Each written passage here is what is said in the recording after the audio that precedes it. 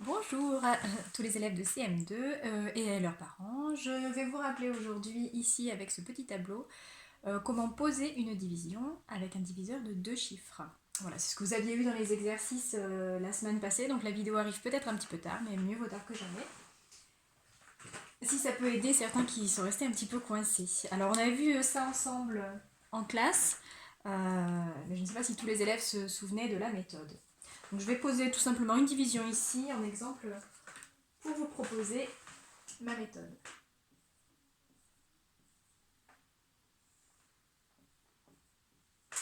Voilà. Par exemple, 3060 divisé par 15. Il s'agit ici, du coup, de travailler, comme toutes les autres divisions quand on avait un chiffre. Ici, moi j'ai l'habitude de dire aux élèves qu'on travaille avec la table qui est ici au diviseur. La table de 15, on ne la connaît pas par cœur. Alors du coup, il va falloir la fabriquer. Moi, c'est ce que je conseille de faire en premier, dans un petit coin du cahier ou sur un cahier de brouillon, sur une ardoise. On se constitue la table de 15, comme ça ça nous handicape un petit peu moins après, ça facilite la réflexion. Surtout que construire une table, c'est assez rapide, les élèves ont l'habitude. En fait, ça va être toute la liste des multiples de 15, donc je vais avancer de 15 en 15. C'est pas très compliqué. Ça prend une ou deux minutes, mais au final, après, ça nous gagne du temps. 7, 8 et 9.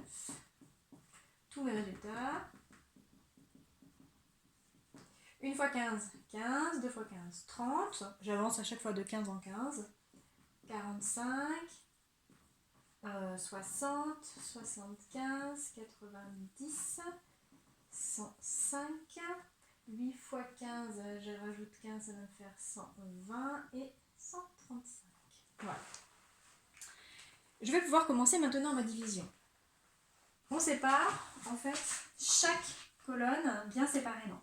Dans la classe, on a du matériel, c'est-à-dire que les unités de 1000 sont des grandes enveloppes marron qui contiennent 1000 tickets, on a les petites enveloppes blanches qui contiennent 100, les carnets de 10 qui contiennent 10, et puis les tickets tout seuls qui sont les unités.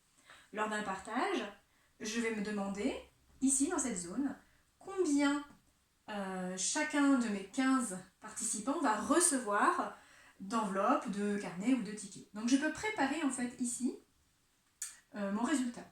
Je vais me demander combien d'enveloppes marron, combien d'enveloppes blanches, combien de carnets, combien de tickets. Milliers, centaines, dizaines, unités. Donc cette méthode très très rigoureuse et très détaillée, c'est celle qu'on utilise depuis le CM1. Bien entendu, je vous dirai pour les CM2 ce dont vous pouvez vous passer à ce stade d'apprentissage de la division. Première étape, je commence par les plus grandes quantités, ce sont les enveloppes marron. J'en ai 3 à disposition, nous sommes 15. Qu'est-ce que je peux donner à chacun ?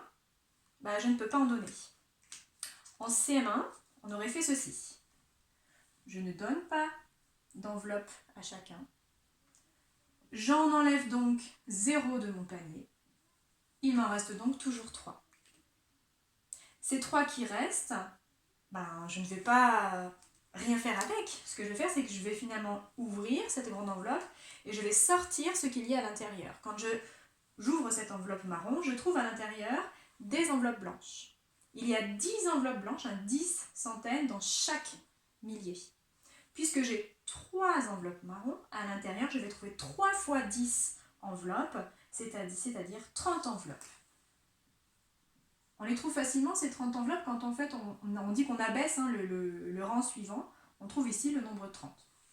Donc c'est maintenant ce que j'ai à partager. 30, c'est le nombre de centaines d'enveloppes blanches. Je cherche donc ici combien je vais pouvoir donner à chacun. J'ai 30 enveloppes, nous sommes 15. Combien de fois 15 pour faire 30 ? Je peux m'aider de ma table. Je m'aperçois que c'est 2 fois 15 qui fait 30. J'en donne donc 2 à chacun, à ces 15 personnes, ce qui fait en tout 30 enveloppes distribuées. Sur mes 30 enveloppes distribuées, il ne m'en reste plus. Dans mes calculs, j'ai donc partagé les enveloppes marron, les enveloppes blanches. Il me reste maintenant à partager les carnets, ici. Les carnets, j'en ai 6. Alors pour que ce soit plus pratique, on dit qu'on l'abaisse. Hop, je viens le remettre ici pour la suite de mon calcul. Je suis en train de partager 6 dizaines. combien de fois je vais pouvoir donner des dizaines? On est 15. Ici se pose un problème, il n'y a pas assez de dizaines. D'où l'importance d'avoir préparé ces cases. Lorsque c'est pas possible, certains élèves font l'erreur, c'est de tout de suite abaisser la suite, c'est-à-dire les unités, de convertir ces dizaines en unités. Or, il ne faut pas faire ça tout de suite. Je dois quand même me poser la question, combien de carnets chacun va-t-il avoir? Je ne peux pas en donner à chacun. Rien dans la table de 15 ne peut faire 6, donc je n'en donne pas. Effectivement, je n'en soustrais pas du coup puisque je n'en donne pas. Il va toujours me rester mes 6 carnets. Et là maintenant, que je me suis bien préoccupée de ce que j'allais donner en carnet, je peux passer au rang suivant. Ces 6 dizaines ou 6 carnets qu'il me reste, je vais les convertir en unités. 6 dizaines, c'est 60 unités.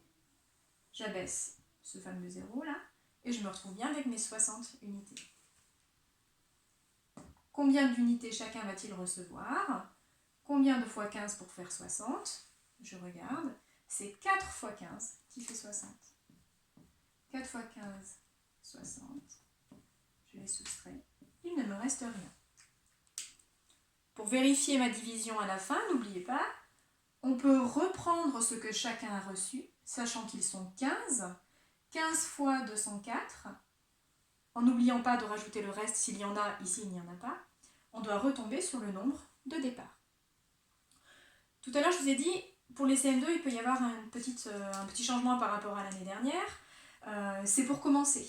Lorsque vous voyez qu'ici, ce n'est pas possible d'entrer, de partager 3 milliers puisqu'on est 15, cette étape où on soustrait rien du tout au final, où on met le 0, on peut s'en passer. Ce que je veux dire par là, c'est que on peut très bien commencer comme ça pour que vous soyez un petit peu plus efficace et surtout plus rapide.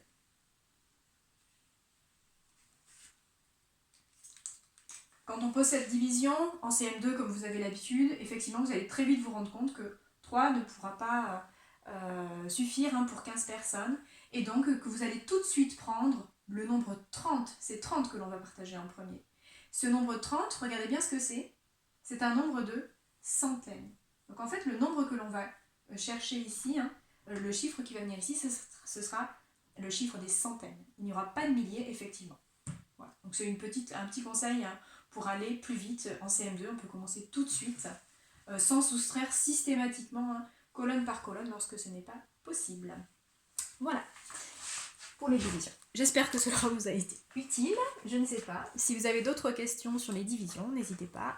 Je pourrais faire une autre petite vidéo pour vous aider. Voilà, sachant que les divisions vont se complexifier aussi d'ici la fin de l'année. On va aussi partager le reste bientôt. Donc je vous ferai une nouvelle petite vidéo. Allez, au revoir, à bientôt.